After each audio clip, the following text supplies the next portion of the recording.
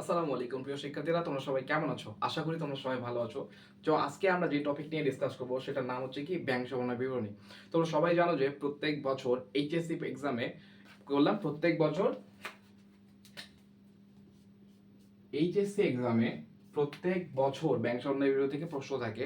তো তোমরা যারা ব্যাংক সমন্বয় বিবরণী করতে পারো তাদেরকে অবশ্যই অভিনন্দন, কিন্তু যারা ব্যাংক সমন্বয় বিবরণী করতে পারো না তারা যদি আমার আজকের সম্পূর্ণ ক্লাসটা দেখো তাহলে ইনশাআল্লাহ তোমরা ব্যাংক সমন্বয় বিবরণী সম্পর্কে বেসিক ধারণা পেয়ে যাবে এবং ব্যাংক সমন্বয় বিবরণী নিয়ে তোমাদের আর কোনো টেনশন থাকবে না যদি তোমরা আমার এই ক্লাসটা করো। ওকে, তো চলো আমরা শুরু করি। যে আমাদের চ্যাপ্টারের নাম কি?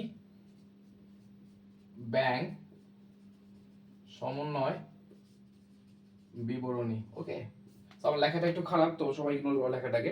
তো দেখো মানে কি এখানে কিছু কথা লিখছি যে নগদান বই মোতাবেক পাস ব্যাংক জমার উদ্বৃত্ত, পাস বই মোতাবেক ব্যাংক জমাতিরিক্ত এবং নগদান বই মোতাবেক ব্যাংক জমাতিরিক্ত এবং পাস বই মোতাবেক ব্যাংক জমার উদ্বৃত্ত। তো তোমরা এখন বলতে পারো ভাই আপনি কি উদ্বৃত্ত অতিরিক্ত উদ্বৃত্ত অতিরিক্ত বলতেছেন।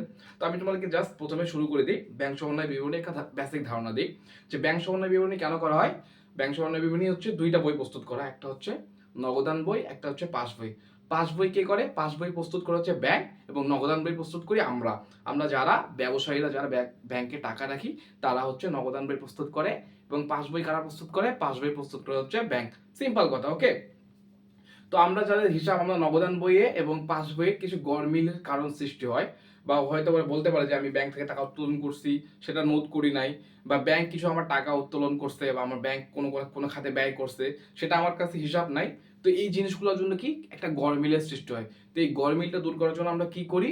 গরমিলটা দূর করার জন্য আমরা প্রস্তুত করি হচ্ছে ব্যাংক সমন্বয় বিবরণী। তো নগদান বই, তাহলে আমরা এভাবে বলতে পারি না যে নগদান বই ও পাস বইয়ের গরমিলের জন্য যে গরমিলের যে সমাধানটা করার জন্য যে বইটা প্রস্তুত করা হয় সেটাকে আমরা বলতে পারি ব্যাংক সমন্বয় বিবরণী।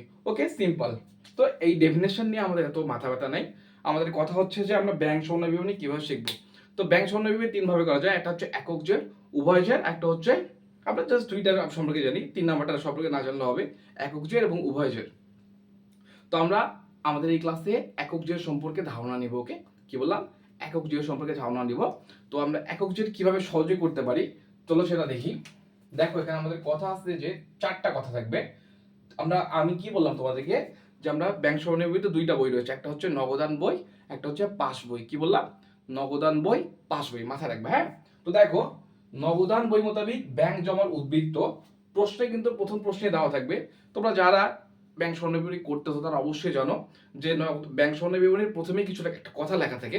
দেখো এরকম লেখা থাকতে পারে যে নগদান বই মোতাবেক ব্যাংক জমার উদ্বৃত্ত, বা পাস বই মোতাবেক ব্যাংক জমাতিরিক্ত, নগদান বই মোতাবেক ব্যাংক জমাতিরিক্ত, বা হচ্ছে পাস বই মোতাবেক ব্যাংক জমার উদ্বৃত্ত।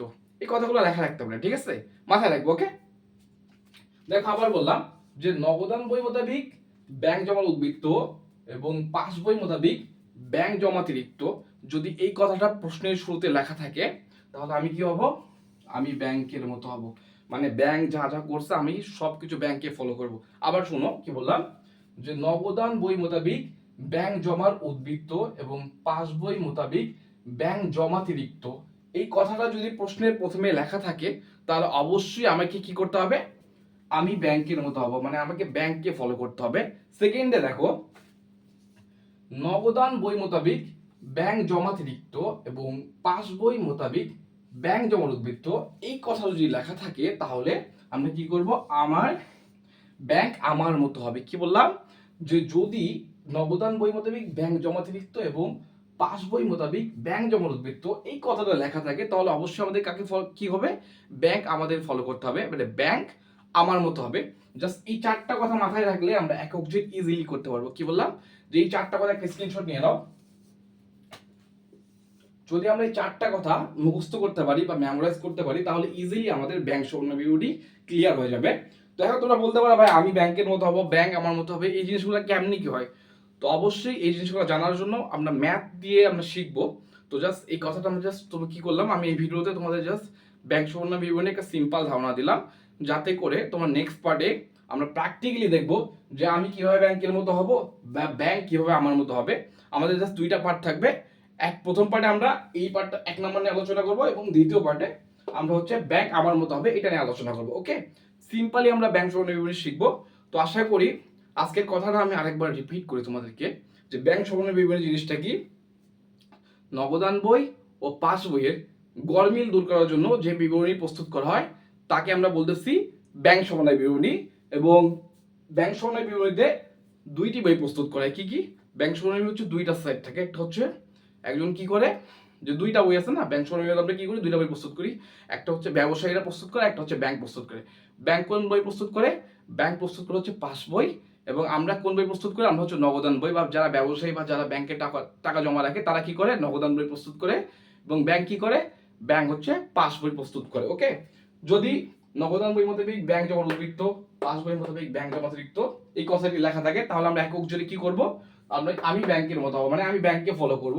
এবং যদি নগদান বই মোতাবেক ব্যাংক জমা অতিরিক্ত এবং পাস বই মোতাবেক ব্যাংক জমা উদ্বৃত্ত এই কথাটি লেখা থাকে, তাহলে কি হবে, ব্যাংক আমার মতো হবে, মানে ব্যাংক আমাদেরকে ফলো করবে। তো জাস্ট এই কথাটা মাথায় রাখো, এই চারটা লাইন মুখস্থ করে রাখো। আমরা নেক্সট ক্লাসে হচ্ছে কিভাবে ম্যাথ করতে হয় দেখবো। ওকে, ধন্যবাদ সবাইকে, আসসালামু আলাইকুম।